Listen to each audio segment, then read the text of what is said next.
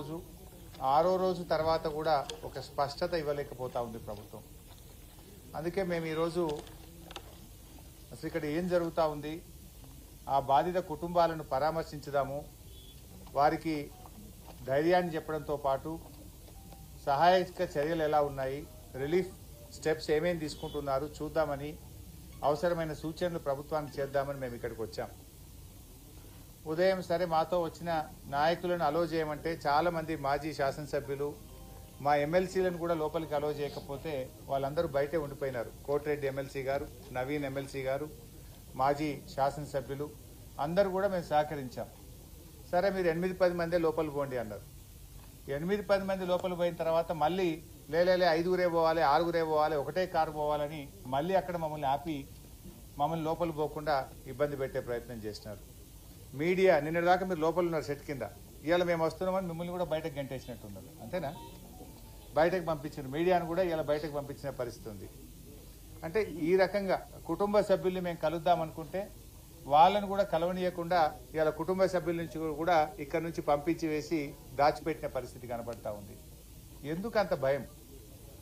ఇవాళ ఒక ప్రతిపక్షం వస్తే ప్రధాన ప్రతిపక్షంగా బాధ్యతాయుతంగా మేము ఆ కుటుంబాలను ఓదార్చాలని, వారికి ధైర్యం చెప్పాలని, మాకు తోచిన సూచనలు ప్రభుత్వానికి ఇవ్వడానికి వస్తే ఎందుకు ఈ రకంగా మమ్మల్ని అడ్డుకునే ప్రయత్నం చేస్తున్నారో ఆ కుటుంబ సభ్యుల్ని దాచిపెట్టే ప్రయత్నం చేస్తున్నారు.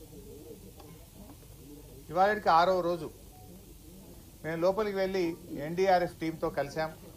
సరే నేను ఎన్డీఆర్ఎఫ్ సిబ్బందిని మనస్ఫూర్తిగా అభినందిస్తున్నా. వాళ్ళు చెప్పారు చివరి పాయింట్ వరకు మేము ఆల్మోస్ట్ 10 మీటర్స్లో చివరి పాయింట్లో 1.2 మీటర్స్ మాత్రమే స్పేస్ ఉంది. అక్కడి వరకు కూడా పాక్కుంటూ వెళ్ళి చూసాం, అక్కడ ఆక్సిజన్ లేదు, అక్కడి వరకు కూడా వెళ్ళి వచ్చామని చెప్పి ఎన్డీఆర్ఎఫ్ బృందం మాకు ఎక్స్ప్లెయిన్ చేసినది. వారి ప్రయత్నాన్ని నేను తప్పకుండా అభినందిస్తా ఉన్నా. అయితే అక్కడ అర్థమైంది ఏంటంటే, నేను చాలా మందిని కలిసాను. రైల్వే టీం ఉంది అక్కడ, సింగరేణి టీం ఉంది అక్కడ. అసలు మొత్తంగా చూస్తూ ఉంటే గత 5-6 రోజుల నుంచి వివిధ బృందాల మధ్య ప్రభుత్వం సమన్వయం సాధించడంలో పూర్తిగా ఫెయిల్ అయింది. లైక్ ఎన్డీఆర్ఎఫ్ ఉంది, నేవీ టీమ్స్ ఉన్నాయి, రైల్వే టీమ్స్ ఉన్నాయి, సింగరేణి టీమ్స్ ఉంది, ర్యాట్ హోల్ మైనర్స్ వచ్చారు, geological survey of India team వచ్చింది, హైడ్రా టీం వచ్చింది, ఎల్ఎన్టీ టీం వచ్చింది. Like that so many teams have come. ఇంతమంది మధ్యలో అసలు ఎవరు ఏం పని చేయాలి, హౌ టు గో ఫార్వర్డ్ అనే విషయంలో డైరెక్షన్ లెస్ లో ఉన్నారు అందరు. ఒక స్పష్టమైన డైరెక్షన్ లేదు. 6 రోజుల వరకు డైరెక్షన్ ఇవ్వకుండా ప్రభుత్వం ఉంటుందండి? 6 రోజుల వరకు కూడా మీరు డైరెక్షన్ ఇవ్వకపోతే లోపల ఉన్న వాళ్ళ ప్రాణాలు ఏమైతాయి? అసలు ఏ రకంగా ముందుకు పోవాలని నిర్ణయం తీసుకోవడానికి 6 రోజులు పట్టదా?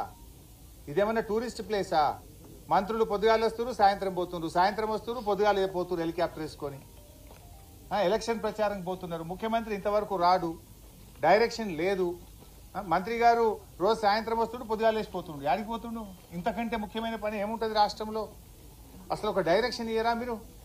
ఎలా ముందుకు పోవాలి, వాళ్ళ ప్రాణాలు కాపాడడానికి రిలీఫ్ మెజర్స్కి ఒక స్పష్టమైన ఒక విధి విధానాన్ని, ఒక డైరెక్షన్ నిర్ణయించే బాధ్యత ప్రభుత్వానికి లేదా అని నేను అడుగుతా ఉన్నా. ఇవాళ 6వ రోజు ఇప్పటికీ కన్వేయర్ బెల్ట్ పనిచేయడం లేదు. You are not able to repair the conveyor belt. 6 రోజులు పడుతుందా కన్వేయర్ బెల్ట్ రిపేర్ చేయడానికి? It's a matter of hours. కొద్ది గంటలు కరెక్ట్ గా డైరెక్షన్ ఇచ్చి ఉంటే కన్వేయర్ బెల్ట్ ను మరమ్మతు చేస్తే ఆ లోపలుండే మక్కంతా కూడా బయటకు తేవడానికి అవకాశం ఉంటుంది. అది ఎందుకు లేట్ అవుతుందో, మరి ఎక్కడ డైరెక్షన్ మిస్ అవుతుందో నాకు తెలియదు. టనల్ బోర్ మిషన్ యొక్క పార్ట్స్, అది మీద నుంచి రాళ్లు పడి డెబ్రిస్ పడి కొన్ని పార్ట్స్ వంగిపోయినాయి, కొన్ని పార్ట్స్ చెల్లా చెదురుగా పడి ఉన్నాయి అన్నారు. అవి కట్ చేసి తీస్తే కానీ లోపల నుంచి మక్కు కానీ అక్కడ ఉన్న బురదను బయటకు తేవడానికి అవకాశం లేదు. అది కట్ చేయాలన్నా వద్దా అని నిర్ణయించడానికి 4 రోజులు 5 రోజులు తీసుకున్నారు. మరి 5 రోజుల లోపల ఉన్న వాళ్ళ ప్రాణాలు ఏం కావాలి? అది కట్ చేయాలని తొందరగా నిర్ణయం తీసుకొని ఫాస్ట్ గా డీవాటరింగ్ చేసి ఫాస్ట్ గా మీరు కన్వేయర్ బెల్ట్ ని ఓకే చేసి లోపలుండే మక్కునంతా either by manual or by machine by hook or కుక్ మీరు బయటకు తేవాల్సి ఉండే. 6 రోజుల తర్వాత తట్టడి మట్టి తెచ్చిరియాలి. 6 రోజులు 8 ప్రాణాలు ఏమైతాయి? 8 మంది ప్రాణాలు కాపాడడం పట్ల మీకున్న చిత్తశుద్ధి ఇదేనా? అసలు ఏం జరుగుతుంది? అసలు డైరెక్షనే లేదు మీకు ఇంతవరకు. గా బెల్ట్ ఇప్పుడు మంత్రి గారి స్టేట్మెంట్ నేను టీవీలో చూశాను, 2 రోజుల్లో అంతా అయిపోతుంది, ఆపరేషన్స్ బయటకు వస్తారు అని మాట్లాడారు. నేను అక్కడ